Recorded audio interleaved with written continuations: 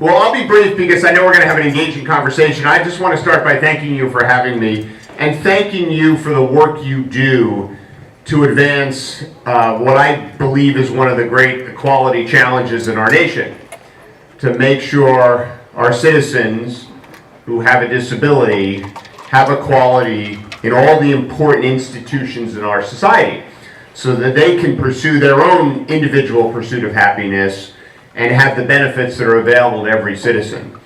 And I'm committed, as someone who's running for president in 2020 and as your president, to make deep reforms to the institutions that exist in our society, whether they be the institutions of education, of healthcare, of transportation, of retirement benefits, of housing, most importantly, all of these institutions that shape the lives of every American, ensuring that they are reformed in a way that actually creates the kind of equality that we know the community with disability in our country needs. So I'm grateful to be here to have this conversation, and I'm most looking forward to our discussion. So thank you very much for having me. Thank you. People with disabilities make up a significant segment of our society, and yet for far too long have been largely excluded from politics. In 2016, 62.7 million eligible voters were expected to either have a disability or had a household member with one, according to researchers at Rutgers University. In other words, more than 25% of the total electorate have a personal connection to a disability. There are only a few recognizable elected officials who have a visible disability: Senator Tammy Duckworth, Representative Langevin, and Texas Governor Abbott. But organizations like the National Council for Independent Living and the amazing work of Sarah Bahalvik and Neil Carter creating the Elevate campaign training for people with disabilities, we hope to see our community represented more equitably. What are your plans to increase employment opportunity for people with disabilities? Well, there's several things I think we need to do, and I think you framed the question perfectly, because the issues that are important to people with disabilities have not been front and center in our political discourse, and that's in part because we've also made it difficult for people with disabilities to participate in the political process. So it's kind of been there's been two problems that we've had to deal with. One of the key aspects of being engaged from an employment perspective is making sure you have the skills that you need. So I think we can't have a conversation about ensuring employment opportunities for people with disabilities unless we talk about apprenticeship programs, which I think are so important to giving people the skills that they need, particularly in the world that we live in now, where things are changing so fast. And there's so much economic kind of dynamism, if you will, in terms of the skills that people need to be successfully employed. And so I think we need 5 million new apprenticeships in this country to begin with. And I think there needs to be a significant allocation of those apprenticeships to people with disabilities. And we need to make sure those apprenticeship programs have the funding so they can develop the programs so that people with disabilities can access them successfully. And that really creates the pathway for people with disability to be engaged in the workforce. But it also starts with the public education system, because unless we have a public education system that is serving all of our students, including young people with disabilities, then they're not going to be set up to be able to be in apprenticeship programs to get that job opportunity that they need. So those are some of the things that I would focus on in terms of getting people more engaged in the workforce if they have a disability. Have you given any consideration to how companies and businesses could be encouraged or incentivized to employ those with disabilities without taking advantage by paying inadequate wages? What do you see as the most significant issues surrounding that? Well, I for one am against the ability of companies to pay sub-minimum wage to people with disabilities. So I don't think, and I've heard arguments why people think these programs could make sense in certain situations, but in general, I believe in the dignity of work, and you should get paid fairly for the work that you do. So in general, I'm not in favor of those programs, because I think everyone can make a contribution, and everyone's contribution should be valued equally and fairly. So if people with disabilities are doing a job, companies shouldn't be able to get off with paying them less than what they'd have to pay anyone else to do the job. So I'm against those policies, very, very strongly actually. But there are things companies can do. I mean, prior to running for Congress, I started 2 businesses from scratch, took them public, created thousands of jobs. So I actually ended up running some good-sized businesses. And I always wanted to make my I not only wanted to have a diverse workforce that was representative of everyone in our society, including people with disabilities, but I wanted to make sure we had an accessible workforce. So I think there are things, in addition to passing laws to requiring people to do things, I think there are incentives that can be created to encourage employers to, A, have apprenticeship programs for people with disabilities. That's an easy place for the federal government to create incentives, meaning if you run an apprenticeship program, you can get some grant money if you actually develop them specifically for people with disabilities. That's a terrific way to do it. And I think in general, ensuring that the infrastructure in our country, the public transportation system in our country, the things that people rely upon to successfully engage in the workforce are accessible, clearly creates a workforce where people with disabilities are more represented. The majority of United States citizens have their essential needs met: housing, food, water, rest, and a basic level of security. Unfortunately, individuals with disabilities and other minorities are still fighting for these basic needs. For if they were met, we could be productive and may even be less costly for the government in many ways. 29 years after the ADA and 20 years after the Supreme Court Olmstead decision, it almost feels unreal that many Iowans on Medicaid who rely on broken long-term support services are struggling to stay physically and mentally healthy in their homes and actually having to consider moving into nursing homes due to discriminatory policies and a shortage of caregivers. People with disabilities are dependent upon finding in-home health care in order to avoid being placed in a group home or assisted living or nursing home. What will your administration do to ensure that someone with a disability is not forced out of their domicile in order to produce daily health care? Procure daily health care, sorry.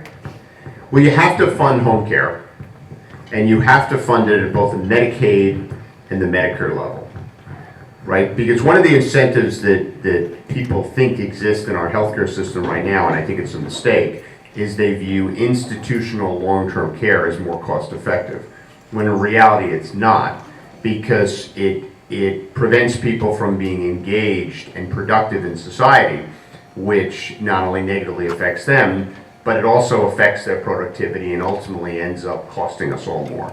So I think home care has a very good return on investment. My first business was actually in the home care business. So I know a fair amount about the home care business. And the problem with home care is reimbursement rates. Reimbursement rates are just way too low. And so it becomes very hard to build provider networks. And that's particularly true at the Medicaid level. I mean, what's happened here in Iowa with the privatization of Medicaid is just terrible. It's just terrible, because as best I can tell, what the state did is they brought in a private company who they paid a pretty fair economic margin to simply cut costs with providers. That's all they did, right? They basically paid someone to go and cut reimbursement rates.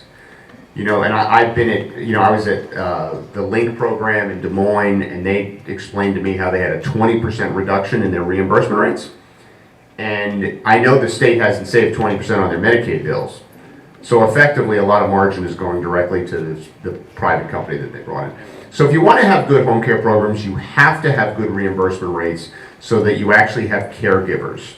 And you have to understand that home care is really the lowest cost way of supporting someone who needs medical care when you factor all the aspects into in capturing the costs. Access to affordable and reliable transportation allows people with disabilities important opportunities to go to school, work, take care of their health, live where they desire, and participate in all aspects of community life.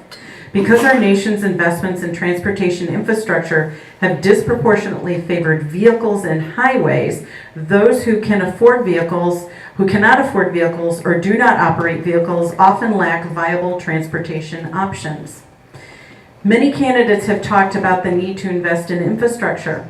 What specifically would you do to ensure that the accessibility and inclusion are included in your plan for our nation's infrastructure and the jobs that come with it? So I led the largest bipartisan effort around infrastructure in the Congress of the United States. I had a specific proposal that I led that ended up having 40 Democrats and 40 Republicans in the House and 10 Democrats and 10 Republicans in the Senate, creating $1 trillion infrastructure program. So I think infrastructure, if structured appropriately, can get broad bipartisan support, and it's a tragedy that we haven't done it. What you're getting at is the fact that we over-allocate funding towards traditional transportation, and we under-allocate it towards public transportation. And, I think that has lots of implications, including on our ability to deal with climate change, by the way, but that's another topic. But it also affects this community. And it was funny, there was an editor in the Washington Post a couple weeks ago, and they were talking about the DC metro system, which has come under some criticism. Rightfully so, they've had some operational issues. But in the scheme of things, the operational issues have not been, I think, all that significant. But there's an article every day about how bad the DC metro system is. And there was a horrible tragedy several years ago where a rider lost their life. But that has been one over the last 5 years. One metro rider has lost their life riding the DC metro system. And something like 400 people lose their lives on the Washington Beltway every year. And no one ever talks about that. So there's just this standard that we hold our public transportation system that allows people to just continue to argue against funding it. And I just think it's wrong. I mean, we have to make investments in the sustainable infrastructure of the future, but we also have to recognize that smart and accessible public transportation allows people to participate much more robustly in society, and it's good for them. Sweden has this interesting thing. Those crossing signs where they give you a certain amount of time to cross the street? Well, in Sweden, all those signs are 50% longer than they are in the United States of America. They have 50% more time to cross.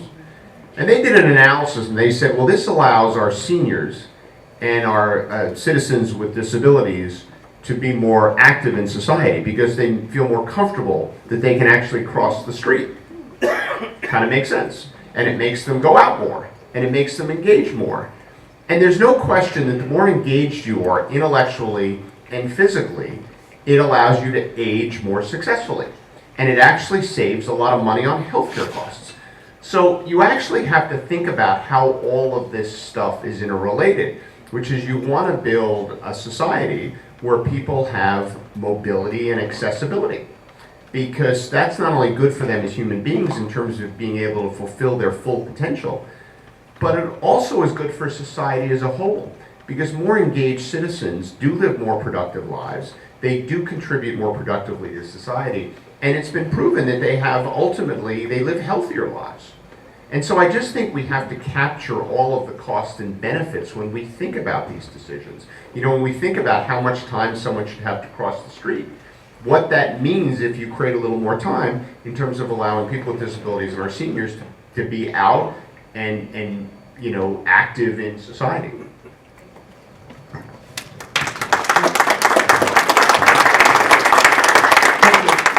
Technology. Accessible mainstream communication and information technologies, as well as assistive and adaptive technologies, often allow people with disabilities to secure and maintain employment, participate in educational activities, and experience entertainment like everybody else. The recent Domino's Pizza case was a success, but many websites are not accessible for all. Would you make it a priority to ensure federal agencies made their websites and all information technology accessible? And how would you implement this? The answer to your question is yes, I would make it a priority. And the nice thing about this area that you're talking about is this is something where ultimately we want to pass laws. We need the American for Disability Act 2.0, if you will, on a lot of these areas. And Senator Harkin, who's been a hero on these issues, I know just left. He was with you before I joined. But we really need to get to the American for Disabilities Act version 2.0 to address some of these things. But a lot of the things you're talking about can be done by executive authority. In other words, the executive branch of the United States has the power to put forth rules about things like accessibility. So it would be one of the first executive orders that I sign, which is putting in best practices with respect to accessibility in anything that touches the U.S. government. And that would be a commitment that I would make.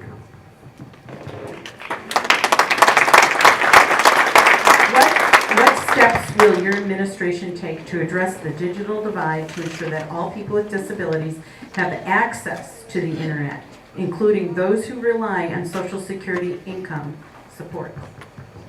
So, and this also ties into your prior question, which I didn't address, which is we need to ensure that every single citizen of this country has access to high-speed communications. And we know there are huge parts of our countries, very often in rural America, but also in many cases in urban and suburban America, where because of costs, et cetera, where they don't have access to high-speed communications. In my view, that is a basic right of citizenship at this point. Because you, in 2019 in the United States of America, unless you have access to high-speed communication, you are largely shut out of a lot of things that are incredibly important to your life. So I view this, if you think about basic rights that I believe we deserve as citizens, things like basic right to a good public education, basic right to health care, which I think is, by the way, a basic human right. But I think basic rights to access high-speed communication, when you think about how many private and government services are depending upon you having access to that, that has to be a basic right. So as part of any national infrastructure program that I launch, I will ensure that at the end of the day, everyone is connected to high-speed communication in this country. And I think it'll pay for itself 20 times over. Because I think the enhanced productivity, think about how much extraordinary talent exists within the community of people with disabilities in our country that is not being tapped because it's not being accessed, right? These things have huge multiplier effects on them. And so, I think that ensuring that everyone is connected digitally to the modern economy and to where government services should go is an absolute priority of will be an absolute priority of my administration. Thank you. We're going to shift gears now into healthcare, so I'm going to invite Dr. Cindy Hanawalt to come up.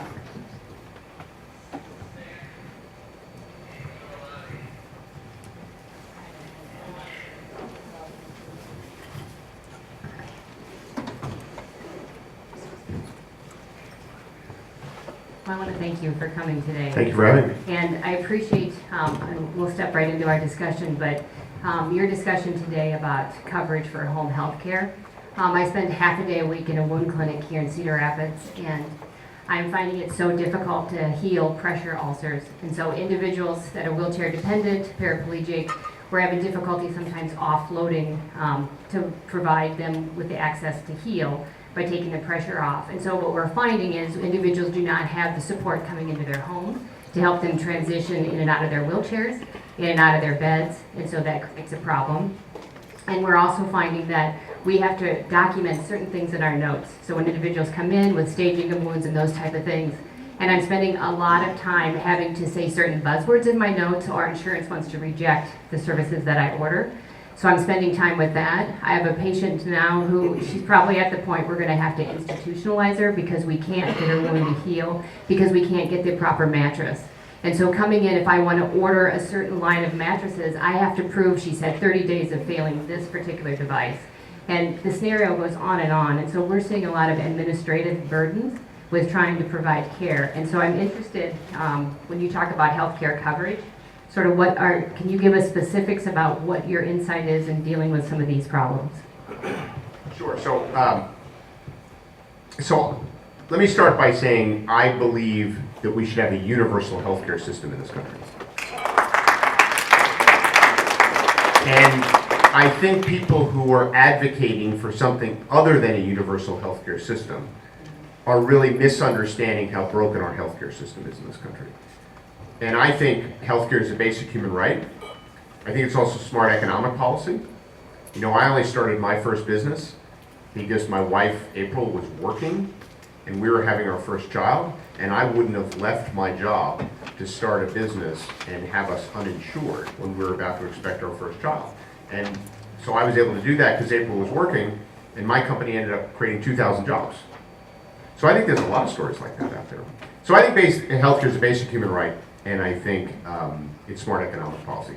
I think people calling for public options and stuff like that, they're not really understanding how broken our system is. Now, having said that, there's a lot of ways of achieving universal healthcare. And there's a very popular version of that right now called Medicare for All, which is a single-payer universal healthcare system, meaning the government is the only payer. That's actually a very rare way of accomplishing universal healthcare around the world. Most countries that have a universal healthcare system have a mixed model, like Germany does. And that's what I'm proposing with my Better Care program, where everyone gets basic healthcare from the government for free as a right of citizenship. But then they have the ability to buy supplementals, opt out, get insurance from their employers, etc. And I think that's a much more successful way to accomplish universal healthcare for two important reasons. One, it gives the American people's choice, while also ensuring that everyone has healthcare as a basic human right. So no one's left behind, but they get choices. But two, it gets to our comments about home healthcare, which is it's very important in this country to make sure we pay providers enough.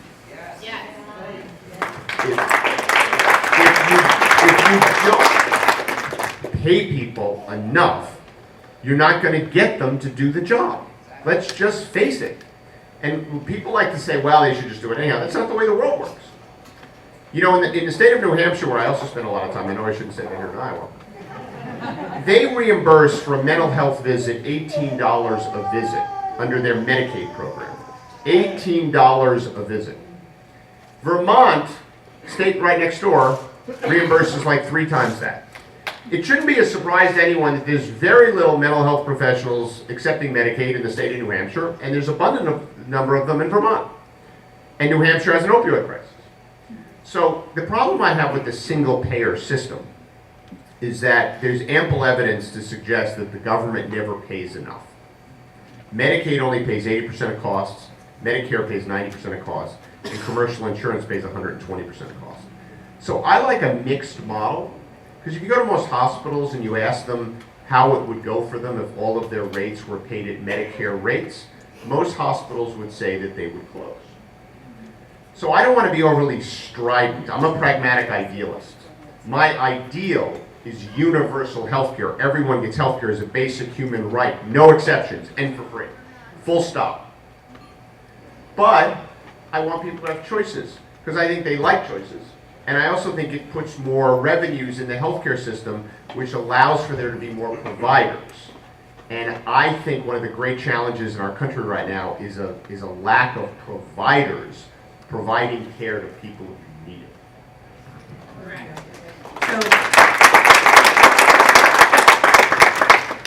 And I think we're all feeling that crunch a little bit. The reality of being in Iowa, though. You're a provider. I am a provider. I've been an independent provider for 18 years, and so, you know, I've shared with my colleagues, it's like, you know, it was really nice to sort of practice that Marcus Welby type of medicine, and I love my job, but it became too difficult because Medicare wanted to only reimburse me of half of what it cost me to get immunizations to my geriatric patients. And so we're trying to do what we love in a setting that is not supporting us. And if we have time for one more question with you, so that leads into what we're seeing right now with physician burnout. And so some of us are thinking about, you know, providers, we take it personally, like, why can't we keep up? We need to be able to keep our doors open, we have to pay our staff, and yet that means we have to see more patients, which means that that's more work at the end of the day. So I'd like to learn a little bit more of how you can help us with physician burnout. Well, one of the reasons, I think a lot of physician burnout occurs because of bureaucracy and paperwork and the Byzantine nature of our healthcare system, which is one of the reasons I want a universal system, because I think it'll start grinding that down. And I hate to use the word grinding it, but that's how it's going to work. We're not going to wave a magic wand and all the bureaucracy in healthcare go away.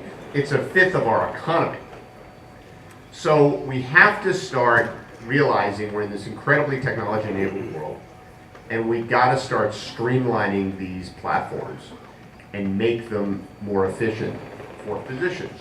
We also have to make things easier for physicians. It's too expensive to go to medical school, there's too much debt, interest rates are too high, people like you who have a real mission behind it. I can tell just by talking with you, you're animated much more by the mission.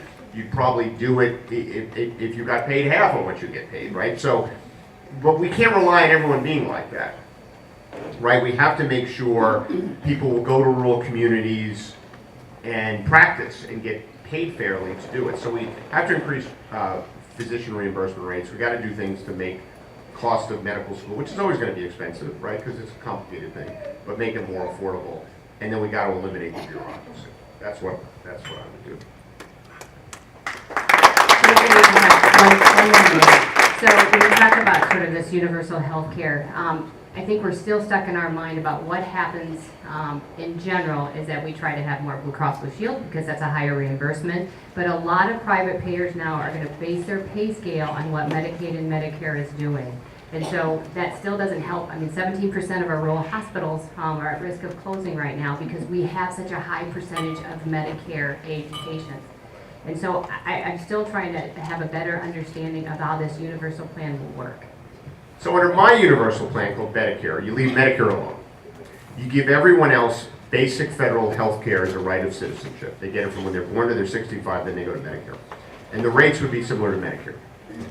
But they have options. They can buy supplemental plans, which is, you know, a lot of Medicare beneficiaries do. 80% of them do, by the way. Or they could buy their own private insurance, or they could get their private insurance from their company. In other words, they could opt out, which is what Medicare beneficiaries do when they get Medicare Advantage, by the way.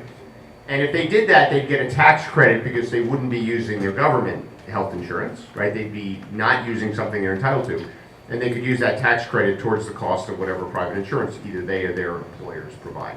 So you'd have a mixed model where everyone would be covered, and then some people would opt out, and other people would buy supplementals. And the other thing I'd like to do is kind of relaunch what used to be called the disproportionate share payment, where hospitals in struggling communities actually, there's a recognition by the government that they're probably under-reimbursed for what they do, and they get a direct payment from the government to support the fact that they're operating in that market.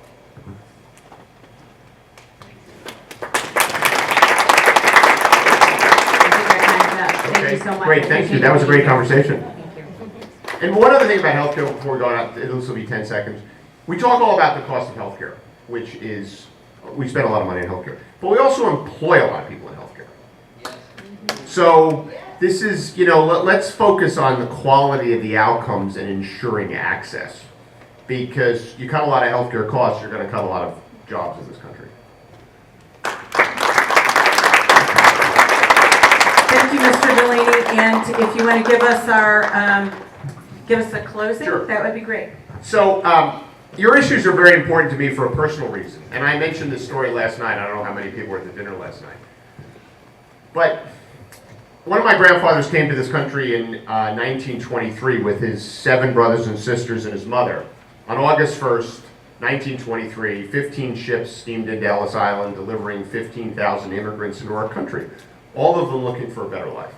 One of them was my grandfather, who was a little boy. He came with his 7 brothers and sisters and his mother.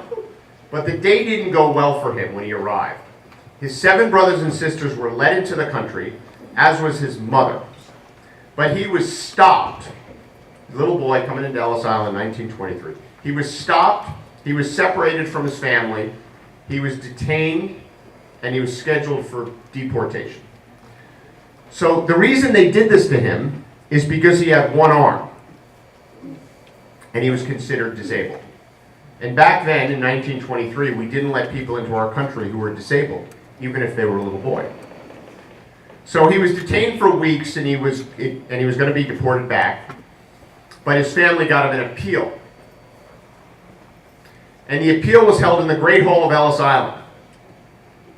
And I remember him telling the story. He was scared. He was in the back of the room. There were hundreds of people waiting to have their appeals heard by this judge. And there was very little hope because the rules were clear. If you were disabled, you weren't allowed in the country. And I actually found his chart from Ellis Island, and they had a little picture, you know, they had a drawing of a body, and they had a big X through his arm, indicating that he didn't have an arm. But hope actually arrived in the form of the judge. And as my grandfather was sitting there waiting for his hearing, the judge walks in, and my grandfather saw that the judge also had one arm. So the only reason my grandfather, who was a little boy, was led into this country is because the one-armed judge looked at the one-armed boy and said, I'm going to let you in, but make something of your life. So there's a little bit of shared humanity back in 1923, allowed my grandfather, who was a little boy and was disabled, into this country. And that obviously, in ways I can never even fully describe, changed my life. So it's an example of how everyone is equal and everyone deserves a fair shot, no matter what the circumstances. So that's why your issues are personal to me. So thank you for that.